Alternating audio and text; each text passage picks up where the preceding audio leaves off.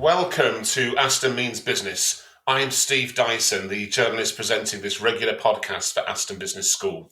It's subtitled SMEs Building Resilience to COVID-19 Challenges. We're interviewing small business leaders who are taking part or who've recently taken part in Aston Centre for Growth's programmes. In today's episode, I'm going to be talking to Sarah Beattie, the owner and operator of the FunFest franchise chain of children's holiday clubs, who also owns her own day nursery. You might remember that Aston Means Business first spoke to Sarah back in March 2020, at the very start of the initial COVID-19 lockdown, when the pandemic had literally frozen all of her business activity. 10 months later, we thought it would be useful to find out what has happened to Sarah's businesses since then. Joining me to discuss Sarah's story is Martin Potts, a senior lecturer in the accounting department here at Aston Business School. Martin qualified as an accountant with KPMG and spent more than 20 years in practice as an accountant before joining Aston. Hello to you, Martin. Steve, hi, and thank you. And yes, I'm really looking forward to discussing the case later on with you. Thanks for agreeing to take part in this podcast, Martin. We'll have a good chat once we've listened to my interview with Sarah. And listeners should be aware that this took place just before the current lockdown.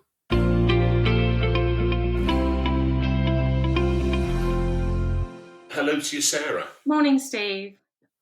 Sarah, when we spoke last March, you explained how COVID-19 meant all your FunFest franchise clubs and your own daycare at St Martin's Children's Nursery had been temporarily closed. Your staff were furloughed, your expansion plans were put on hold, and you were having to use company reserves and even considering government-backed loans to survive the pandemic. 10 months later, I'm keen to find out what happened. Let's start with the FunFest Children's Holiday Club franchises. Did they survive? We opened about 20 of our 24 clubs, so I was really, really happy with that. Whilst our clubs did survive, I'm not going to pretend it was easy. It took a lot of hard work. I have an amazing team in head office, and we had the mindset that we were going to open, and from day one we prepared to open. So we needed to act early to support our franchisees. I'm really conscious of the fact that they've invested a lot of money into their businesses, and it's my job as the franchisor to protect their businesses and to help them get through this situation. So we put a lot of changes in place to our operating model. We taught the franchisees how to operate small bubble systems. We put training plans into place along with new policies and procedures. We made sure that the staff were wearing masks in the clubs. We put lots of safety measures in place and did a big communication piece for our customers. We put videos onto our website along with policies and procedures about how we were going to operate safely to give parents the confidence that their children would be safe as we possibly could make our clubs. So parents did actually send their children in droves. I think they were delighted that our clubs were open and their children were able to socialise again. They'd obviously come from a lockdown situation where many of them had 6 or 8 weeks of their children just being at home with them continuously. And parents were really grateful that we were able to open. So some of our clubs have done exceptionally well, but some of our clubs unfortunately haven't been able to open. So it's been a bit of a mixed bag. It sounds like a good outcome, Sarah, and you managed all this while at the same time keeping everyone safe. Well, we actually got through the whole of 2020 with only one case of coronavirus in one of our clubs, and it was actually the penultimate day before we kind of closed for the year. So in total, we actually were working out yesterday, we've had 575 days of childcare with our clubs being open since the coronavirus. So I think with only one case, we actually managed to weather the storm pretty well. It's more of the same at the moment. We're just continuing to open the clubs with all the safety measures in place, operating in small bubbles. You know, the margins are really squeezed at the moment, Steve. It's not about making profit. It's more about keeping the clubs open, having that consistent service, giving parents confidence in what we're able to deliver, and becoming that sort of trusted brand, so that when we get through this situation, parents will hopefully, come back to us in their droves. So more of the same, but hopefully by about the summer, we'd like to think that we could get back to our normal operating procedures and increase the numbers of children in the clubs. Sarah, have you had any government assistance in recovery? And what's the future now looking like for Funfest clubs? Yes, I mean, we have had government assistance. I was able to furlough some staff from head office. I think the furlough scheme has actually been a complete lifesaver for many businesses, most businesses, I would say. In terms of what the future looks like now, I would like to think that we can get all the clubs back to operating fully and, with greater numbers as soon as the coronavirus burden has been eased and the vaccine's been rolled out. We have actually managed to get some new franchisees on board during 2020, and our clubs will be opening this year. So, we have actually managed to still grow the business, but we haven't had the marketing spend. We had to strip back all our costs and all our non-essential expenditure. So I like to think that will all start to come back this year. We have a growth plan in place. Our marketing spend will be turned on again.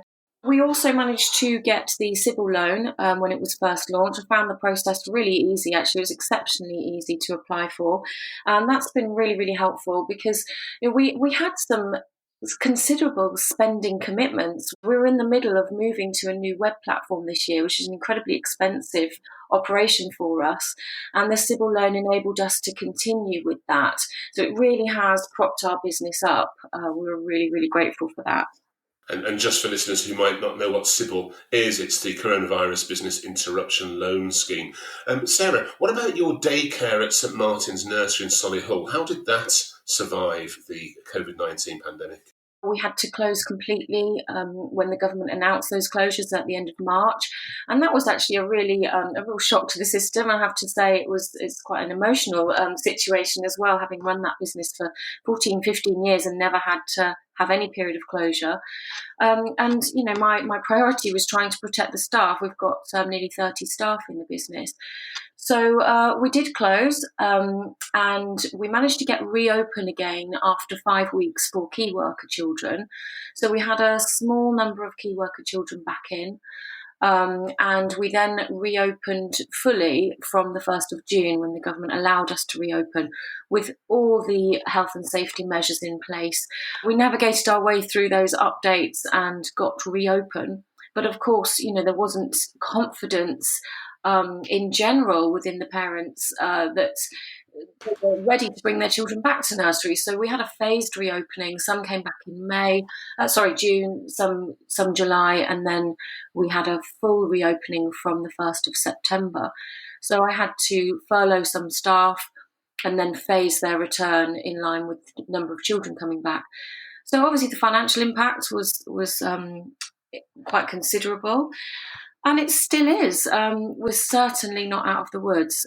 We have had a case recently with a member of staff contracting coronavirus, and that meant that we had to close 2 bubbles within the nursery. As a business owner and a small business owner, you feel a huge weight of responsibility for the impact that has on the families that then have to isolate. So whilst we've only had one period of 9 days where we had to close 2 bubbles, and I know that fares pretty well against some nurseries and schools, it's still, when it happens to you, it's still really, really unsettling. And I hope it doesn't happen again, but I'm not under the illusion that it won't. It takes one case to come into the nursery and we then have to close bubbles again. With the daycare at St Martin's Nursery business, Sarah, that you had some help from the Bounce Back Loan Scheme, is that right? Yes, we did. In actual fact, I think, we didn't actually need the bounce back loan, but I've applied for it as a cushion because, again, you never know what's going to happen. And it only takes 1 or 2 more cases to come into the nursery with a few more bubbles having to close for a period of a couple of weeks. And, a business goes from a thriving business to a business who's, a little bit worried. So I think it's been an amazing help to actually have that bounce back loan and to have that there as a cushion for us. When we spoke last year, Sarah, you were also at the early stage of establishing a nursery franchise brand, which was obviously put on hold because of the pandemic. Is that something you might still do? Absolutely. In fact, we have done it. We used the period of the club's closing, which was March, April, and early May last year, to really do something positive. It was always my vision to encompass the knowledge and experience of nurseries with the knowledge and experience of franchising. So it seemed like the perfect time to actually launch the nursery franchise. So I'm absolutely delighted with what we've done here. We've worked actually really closely with Name Alvey and the team at Notepad, and I met him on the Aston Business scheme. Actually, also worked with Matt Nation from Personalised Nation to bring the brand to life, and we've launched Canopy Children's Nursery. So my mission there was always to disrupt the nursery market. It's a slightly dated market, and I think we've launched Canopy with a fresh approach to nurseries and daycare to make it more relevant to today's parents. Many parents are now working from home. They need more flexible daycare, and that's what we aim to develop within the Canopy Nursery brand. And we have the first Canopy Nursery opening in London in September 2021. Oh, that's great news. And did you need to find funding for that expansion of your business as well? Well, we actually did use the civil funding, and we actually used external finance. Worked really, really well. I had the confidence from the Aston programme to work with an external investor. The tutor and the business coach that Aston gave us was super helpful in working out the best way to finance that. And we've actually secured an external investor to help us grow that brand. So, to be honest with you, the whole of the Aston cohort has been an amazing support network during last year and during the problems of 2020, and still are. There's been some winners and losers, and I feel absolutely devastated for people whose businesses haven't survived. But I can't tell you how important that sort of cohort of business owners was during 2020. It sounds like such a busy year, but how did you manage to keep a hold of all those changing elements in the different businesses that you were running? I'd be lying if I say it wasn't a really, really stressful year. I think everyone's had an incredibly stressful year, but it's just about the mindset. I've had this business for 14 or 15 years, and you do everything you possibly can to protect it. There's a big weight of responsibility when people invest in your brand, as they do as franchisees. And I was just really determined that that investment was going to be protected. And you just navigate through it, don't you? As business owners, we don't know what's around the corner. I think. Yes, I think the light is at the end of the tunnel now, but there's certainly going to be more twists and turns. The tunnel isn't straight, is it, Steve? I'm lucky to be in an industry that's always going to be in demand. There will always be children, and people will always need care for those children. So I'm grateful for that, grateful for the team that I work with, who are amazing. We actually learned that we had retained our position in the top 100 UK franchises. So that was a really nice way to finish 2020. And fingers crossed 2021 we can go forward and grow the business again. Sarah Beattie, owner and operator of the Funfest franchise chain of children's holiday clubs, also owner and operator of daycare at St Martin's Nursery in Solihull and the emerging Canopy Children's Nurseries. Many thanks for joining Aston Means Business today, and the best of luck from us to you for all your ventures and staff. Thank you. Thanks very much. Nice to talk to you. Hopefully still with me is Martin Potts, a senior lecturer in the accounting department here at Aston Business School. Hello again, Martin. Are you still there? Yes, I'm online and hearing you loud and clear, Steve. Great. Martin, you listened to my interview with Sarah Beattie just now. This is a really impressive story, isn't it? Oh, it certainly is. And I think it's a really good illustration of a situation where if one is able to build some literacy in the financial aspects of things, then that builds your financial confidence. The nature of entrepreneurship is very much this feeling about wanting to have a certain amount of control and feeling very empowered. And I think what we saw in Sarah's story there, and I could hear in the tone of her voice, was sort of someone who felt confident to make plans, and even under the current circumstances was enjoying the execution of those plans. Yes, I also found it remarkable to hear Sarah's confidence at fully utilising things like the furlough grant, the Sybil's and bounce back loan schemes, and also further funding that she accessed. She seems to just know what to do with all those different forms of finance, doesn't she? Yes, indeed. One thing that we need to remember with any financing arrangement, make sure that we match the finance we're obtaining with the use to which we're going to put it. So therefore, the furlough scheme, of course, has to be, but also due to its sort of nature should be allocated to the day-to-day expenses, and clearly here it's actually the salaries of staff. But looking at the Sybil's and the bounce back too, they are there for longer term sort of plans, longer term strategies, say, and longer term investments. And it is then appropriate to think of them in those terms as being applied and used in that actual context. We can't have both a Sybil and a bounce back, and there is that sort of 50k level, isn't there, where one might be considered more preferable to the other. I'm not sure that I'd have either the skills or the confidence to do what Sarah's done, using all those different resources at the same time with different businesses. What can small business leaders out there do to quickly know what they can afford and when and what for, Martin? Yeah, I mean, I quite agree. It's so easy to feel overwhelmed by the many uncertainties that are there when you run a business. I used to talk to my clients about them trying to get to grips with what is useful and information that is manageable as well. And in that wealth of information, you can easily actually get lost. So, what I'd like to suggest, Steve, is actually for the listeners to think in terms of, first of all, maybe identifying what we call their critical success factors. So, what is it that is going to help them outperform the competition?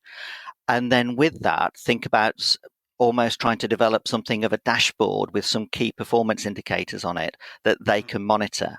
Now, we don't want this to be a huge amount. We want this to be perhaps half a dozen things that they have a look at. Now, I'm sure many of them are doing some of this already, maybe not, though, in a very well structured way. So they might be monitoring their revenue, for example, maybe their sales on a weekly or like a monthly basis. They're probably keeping an eye on their cash. But what I'd like to suggest that they do is to start to build a dashboard and then think in terms of watching the trend. And if I can offer something to go onto the dashboard, it would possibly be this, something that we call the working capital cycle, or some people might have heard it called the cash conversion cycle.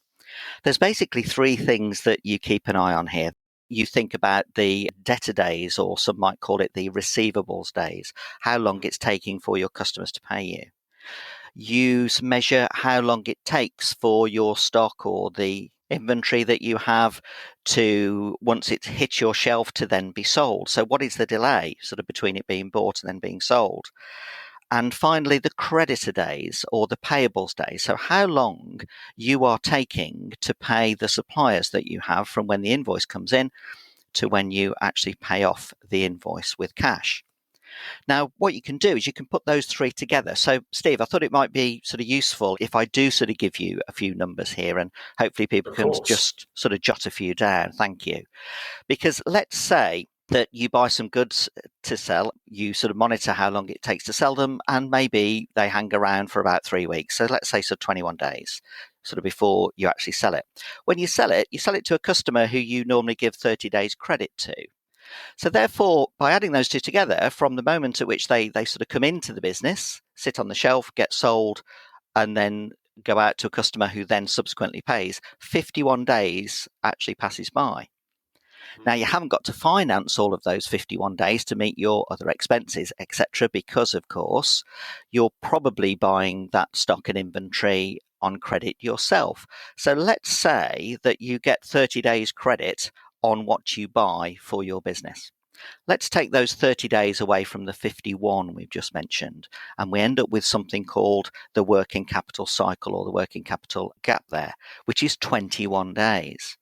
So what that means is you're adding together the amount of time that your cash is tied up in inventory and then waiting for people to pay you, deducting from that the amount of time leeway you've got to pay your suppliers. You've got 3 weeks there where cash is not sort of coming in or sort of going out, where you need to actually finance that.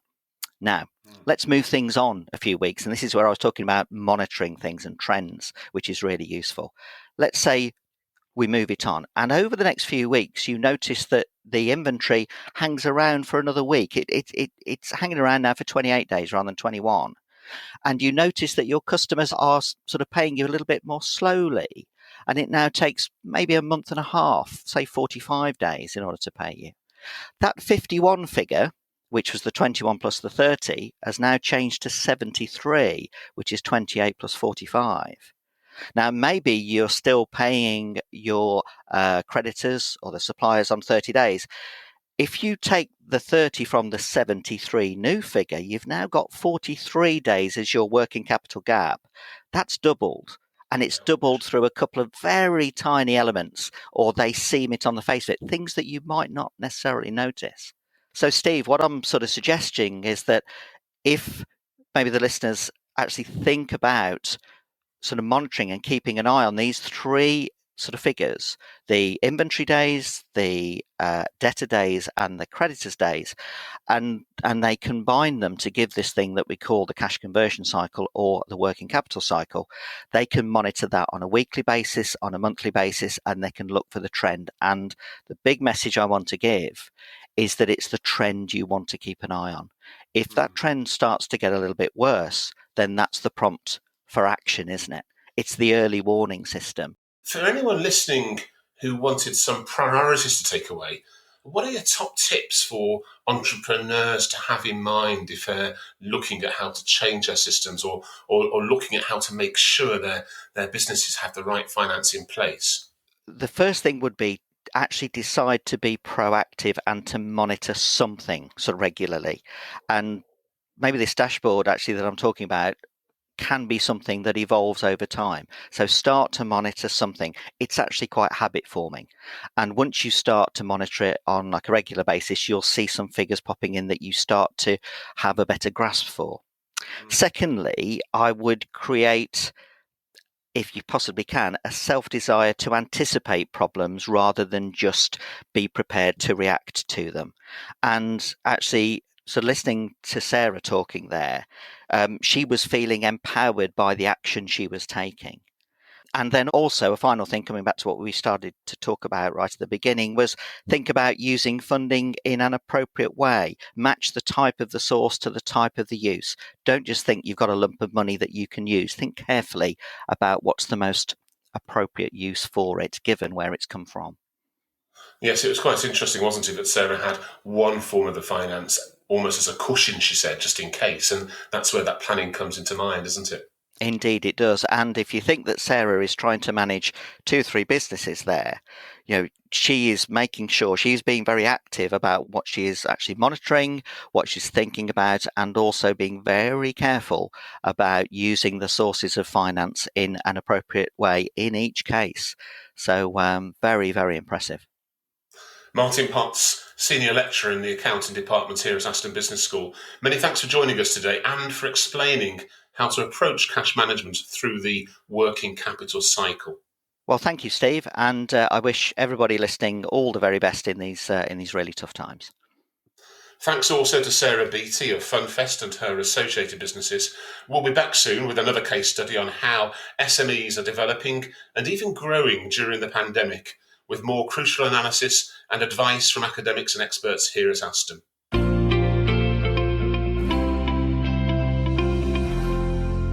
Aston means business. SMEs building resilience to COVID-19 challenges. Thanks for listening.